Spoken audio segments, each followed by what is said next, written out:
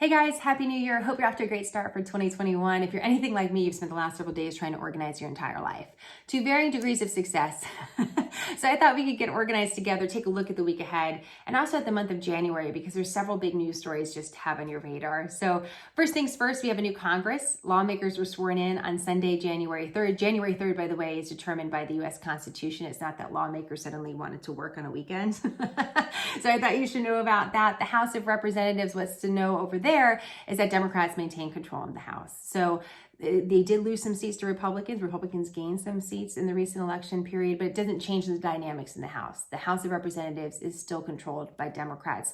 There is one vacant seat, a really sad story out of the state of Louisiana. A young, newly elected Republican congressman in his early 40s, married with two young kids, unexpectedly died of COVID-19 over the holidays. So his seat will be filled by a special election in the state of Louisiana. And I thought it was important for you to know about that, because we know that the pandemic and politics are some of the big stories we're watching as we're going into a new year. But that doesn't change the dynamics in the House. So Democrats maintain control there. In the meantime, in the Senate, there's a big question about which party is going to maintain control of the Senate. And that's because we have two empty Senate seats. And those two empty Senate seats will be filled by a runoff election in Georgia that's taking place on Tuesday, January 5th. So we're going to be watching that not only for the immediate results and which party controls the U.S. Senate in the immediate next several months. But remember, senators are elected for 6-year terms. So in the House of Representatives, lawmakers have to go for re-election every 2 years. They're all the same. In the Senate, it's staggered. So some senators are up for re-election, others are not. And so that's why it's important to watch what's happening in the state of Georgia. Will we get results in the state of Georgia on Tuesday? Probably not. So it's going to be a big story to watch for the next several days. In the meantime, January 6th is a big day in Congress. It's a joint session of Congress. All lawmakers get together early afternoon on Wednesday, and they have one job. What they have to do is recognize or validate the results of the Electoral College.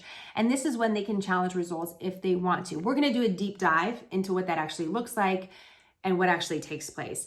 What you should know is that it will be historic, it will be notable. Will it actually be consequential and change the results of the 2020 election? That is not the expectation, but it is going to be something to watch. And in the past, some of these joint sessions have taken 20 minutes, 45 minutes.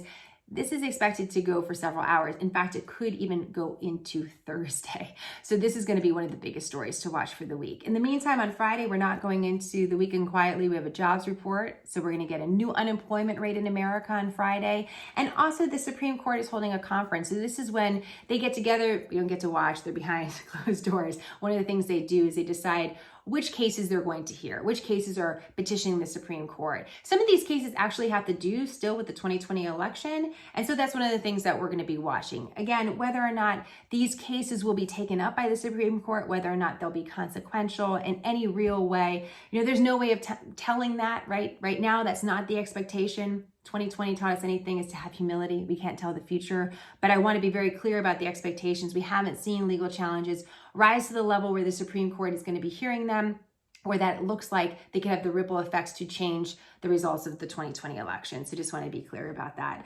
As we go into January 11th and that whole week, I'm going to be watching that second week of January in particularly, because that's when we're going to start seeing, if it does happen, a rise in hospitalization due to COVID-19 after a major holiday. We're about 2 weeks out from Christmas and the New Year's holiday at that point. And so I'm really going to be paying close attention. Are we seeing the rise in hospitalizations there? What does that look like? What does that tell us about the pandemic and where we are at that time?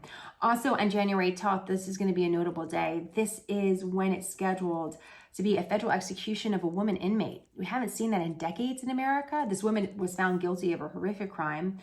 And the Trump administration in recent months picked up the pace of federal executions, which hasn't been the case in several years. So whether or not the execution actually happens on January 12th, we won't know, but it's a story that we're going to be watching. At the end of that week, it's Martin Luther King Jr.'s birthday. And we celebrate his birthday with a 3-day federal holiday that takes place on Monday, January 18th. We always like marking the civil rights leader's birthday, but I also think it's really important to note this is the one federal holiday that is in honor of a citizen that was never president. I think that's an interesting fact. And then on January 20th, it's Inauguration Day. That's happening at noon on the 20th. That is also determined by the U.S. Constitution, so we'll be paying close attention to that. And We'll see if this inauguration day looks different than past inaugurations because of the pandemic. That's one of the questions that we have going into the next several weeks, and we'll be watching as well. One final thing, the news story I'm watching as we get to the end of the month. This is when we start seeing major companies report their earnings results. So they give a report card to investors saying how they did, what they think about the economy, and it can be particularly telling. So I'm going to be paying close attention to that to see how it sets the tone in the stock market, potentially for the next several weeks or even the year ahead, and what to watch for. So that's your month of January. I hope it's helpful. Which stories do you want to hear more about? What would you like us to take a deeper dive on? We'd love to hear from you on that. We have all of these stories on the website, so you can read a little bit more when you have time at smarternews.com. But hope you're off to a great start for a new year, a big year. We're so grateful we get to spend it together, 2021. And thank you for being smarter.